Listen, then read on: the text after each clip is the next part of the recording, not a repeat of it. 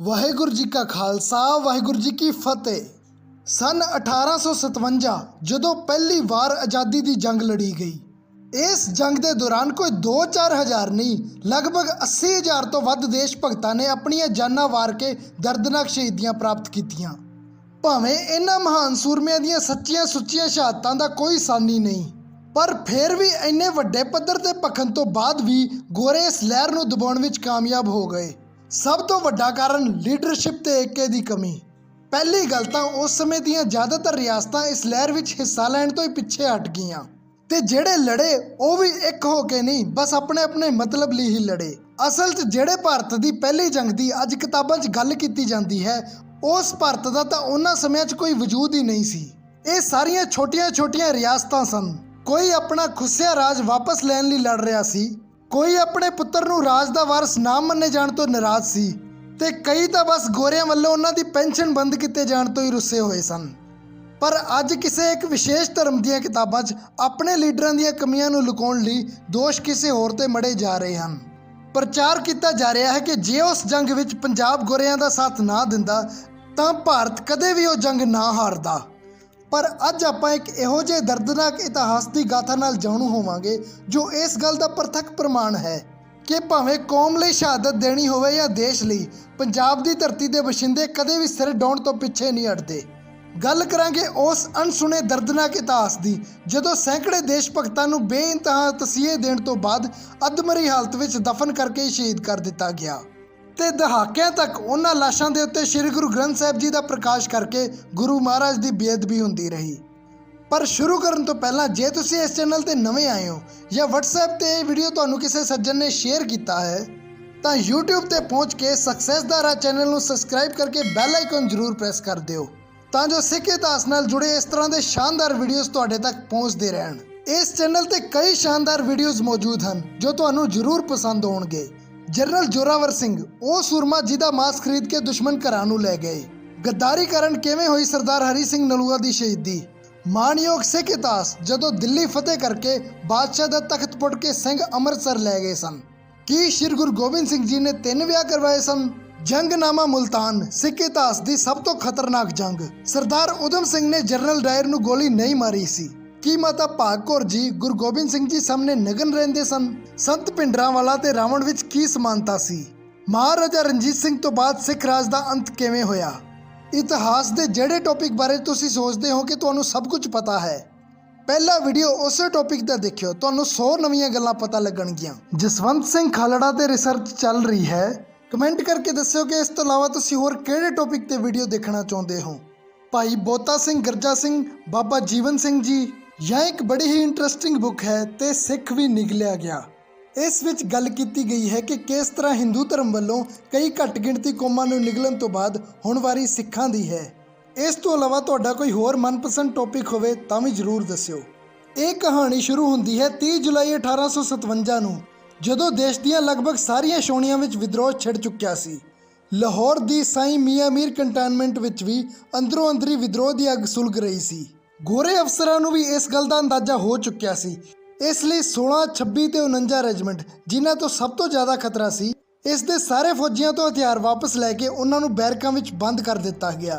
ਪ੍ਰਕਾਸ਼ ਪਾਂਡੇ ਨਾਮ ਦਾ ਇੱਕ ਫੌਜੀ ਜੋ ਕਿਸੇ ਤਰ੍ਹਾਂ ਚਲਾਕੀ ਨਾਲ ਬੈਰਕ 'ਚ ਬੰਦ ਹੋਣ ਤੋਂ ਬਚ ਗਿਆ ਸੀ, ਦੁਪਹਿਰ ਨੂੰ ਜਦੋਂ ਇੱਕ ਗੋਰਾ ਅਫਸਰ ਮੇਜਰ ਸਪੈਂਸਰ ਰਾਉਂਡ ਤੇ ਆਇਆ ਤਾਂ ਪ੍ਰਕਾਸ਼ ਪਾਂਡੇ ਨੇ ਉਹਦੀ ਹੀ ਤਲਵਾਰ ਨਾਲ ਉਹਦਾ ਸਿਰ ਵੱਢ ਦਿੱਤਾ। ਚਾਬੀਆਂ ਜੇਬ 'ਚੋਂ ਕੱਢੀਆਂ ਤੇ ਬੈਰਕ 'ਚ ਬੰਦ ਸਾਰੇ ਫੌਜੀ ਆਜ਼ਾਦ ਕਰ ਦਿੱਤੇ, ਤੇ ਹੌਲੀ ਹੌਲੀ ਇਹ ਸਾਰੇ ਛਾਉਣੀ ਦੇ ਗਰਾਊਂਡ ਵਿੱਚ ਇਕੱਠੇ ਹੋਣੇ ਸ਼ੁਰੂ ਹੋ ਗਏ।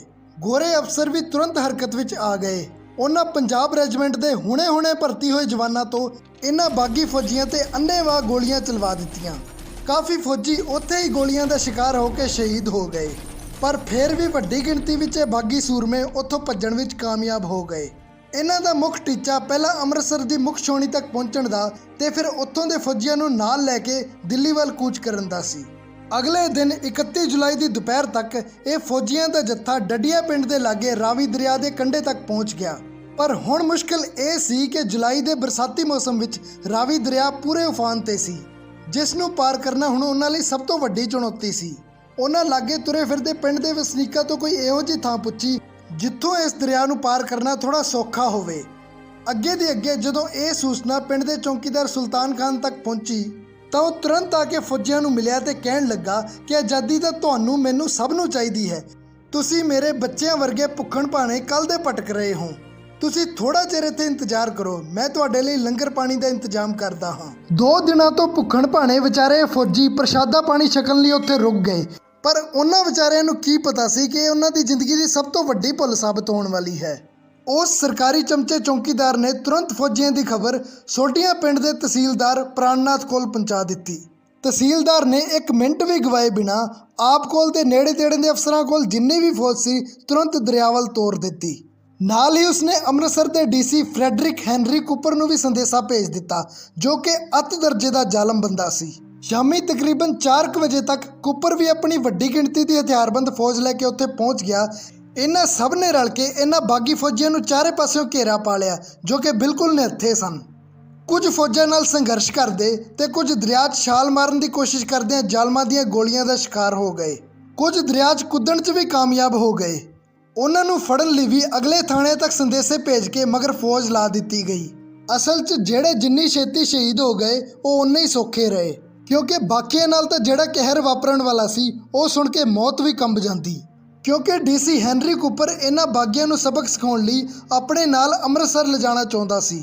ਇਸ ਲਈ ਉਚੇਚੇ ਤੌਰ ਤੇ ਵੱਡੇ ਰੱਸੇ ਮੰਗਾਏ ਗਏ ਤੇ ਇਹਨਾਂ ਬਾਗੀਆਂ ਨੂੰ 5-5 7-7 ਦੇ ਗਰੁੱਪ 'ਚ ਬੰਨ੍ਹ ਕੇ ਦਰਿਆ ਪਾਰ ਕਰਵਾਇਆ ਗਿਆ। ਅੰਮ੍ਰਿਤਸਰ ਦਾ deputy commissioner Frederick Henry Cooper ਅਤ ਦਰਜੇ ਦਾ ਵਹਿਸ਼ੀ ਤੇ ਜ਼ਾਲਮ ਬੰਦਾ ਸੀ। ਆਪਣੀ ਰਿਟਾਇਰਮੈਂਟ ਤੋਂ ਬਾਅਦ ਉਸ ਜ਼ਾਲਮ ਨੇ ਇਹ ਸਾਰੇ ਦਰਦਨਾਕ ਵਰਤਾਰੇ ਤੇ ਇੱਕ ਬੁੱਕ ਲਿਖੀ ਸੀ, ਦ ਕ੍ਰਾਈਸਿਸ ਆਫ ਪੰਜਾਬ, ਜਿਸ ਵਿੱਚ ਉਸਨੇ ਬੜੀ ਬੇਦਰਦੀ ਤੇ ਬੇਸ਼ਰਮੀ ਨਾਲ ਮਜ਼ੇ ਲੈ ਕੇ ਸਾਰਾ ਵਰਤਾਰਾ ਬਿਆਨ ਕੀਤਾ ਸੀ। ਇਹ ਸਾਰੇ ਰਾਤ ਤਕਰੀਬਨ 1:30 ਵਜੇ ਅਜਨਾਲੇ ਪਹੁੰਚੇ। ਹੈਨਰੀ ਕੂਪਰ ਲਿਖਦਾ ਹੈ ਕਿ ਮੇਰਾ ਪੂਰਾ ਮੂਡ ਸੀ ਕਿ ਇਹਨਾਂ ਬਾਗੀਆਂ ਨੂੰ ਆਉਂਦੇ ਹੀ ਤੋਪਾਂ ਅੱਗੇ ਖੜਾ ਕਰਕੇ ਉਡਾ ਦੇਵਾਂ, ਪਰ ਉਦੋਂ ਰਾਤ ਕਾਫੀ ਹੋ ਚੁੱਕੀ ਸੀ, ਸੋ ਇਹਨਾਂ ਬਾਗੀਆਂ ਦੀ ਸਜ਼ਾ ਅਗਲੇ ਦਿਨ ਤੱਕ ਟਾਲ ਦਿੱਤੀ ਗਈ। ਉਸ ਸਮੇਂ ਪੁਰਾਣੇ ਥਾਣੇ ਦੀ ਥਾਂ ਤੇ ਨਵਾਂ ਡੀਸੀ ਕੰਪਲੈਕਸ ਹਜੇ ਤਿਆਰ ਹੋ ਰਿਹਾ ਸੀ, ਸੋ ਇਹਨਾਂ ਸਾਰੇ ਫੌਜੀਆਂ ਨੂੰ ਸਵੇਰ ਤੱਕ ਥਾਣੇ ਦੇ ਲੋਕਅਪ ਵਿੱਚ ਹੀ ਬੰਦ ਕਰ ਦਿੱਤਾ ਗਿਆ, ਜਿਨ੍ਹਾਂ ਦੀ ਗਿਣਤੀ ਸ਼ਹੀਦ ਹੁੰਦੇ ਹੁੰਦੇ ਹੁਣ ਬਸ 216 ਹੀ ਰਹਿ ਗਈ ਸੀ।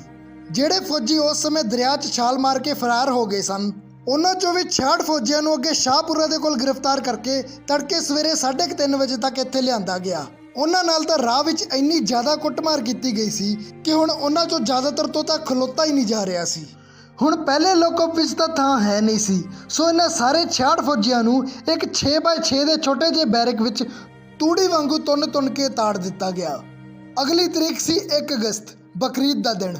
ਜਦੋਂ ਸਵੇਰੇ 6 ਵਜੇ ਅਜਾਮ ਦਾ ਟਾਈਮ ਖਤਮ ਹੋਇਆ ਤਾਂ ਇਹਨਾਂ ਬਾਗੀਆਂ ਨੂੰ ਸਜ਼ਾ ਦੇਣ ਦਾ ਕੰਮ ਸ਼ੁਰੂ ਕਰ ਦਿੱਤਾ ਗਿਆ, ਜਿਹਦੀ ਡਿਊਟੀ ਪੰਜਾਬ ਰੈਜੀਮੈਂਟ ਦੇ ਜਵਾਨਾਂ ਦੀ ਲਾਈ ਗਈ।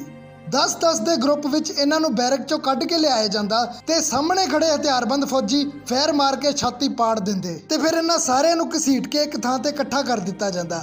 ਕੁਝ ਖੁਸ਼ਕਿਸਮਤ ਤਾਂ ਉਦੋਂ ਹੀ ਸਾਹ ਛੱਡ ਗਏ ਤੇ ਕਈ ਵਿਚਾਰੇ ਘੰਟਿਆਂ ਬੱਧੀ ਉੱਥੇ ਪਏ ਤੜਫਦੇ ਰਹੇ। ਹੌਲੀ ਇਹਨਾਂ ਸਹਿਕਦੇ ਤੇ ਸ਼ਹੀਦ ਹੋ ਚੁੱਕੇ ਫੌਜੀਆਂ ਦਾ ਉੱਥੇ ਇੱਕ ਵੱਡਾ ਢੇਰ ਲੱਗ ਗਿਆ। ਹੁਣ ਵਾਰੀ ਸੀ ਇਹਨਾਂ ਬਾਗੀਆਂ ਦੀਆਂ ਲੋਥਾਂ ਨੂੰ ਟਿਕਾਣੇ ਲਾਉਣ ਦੀ।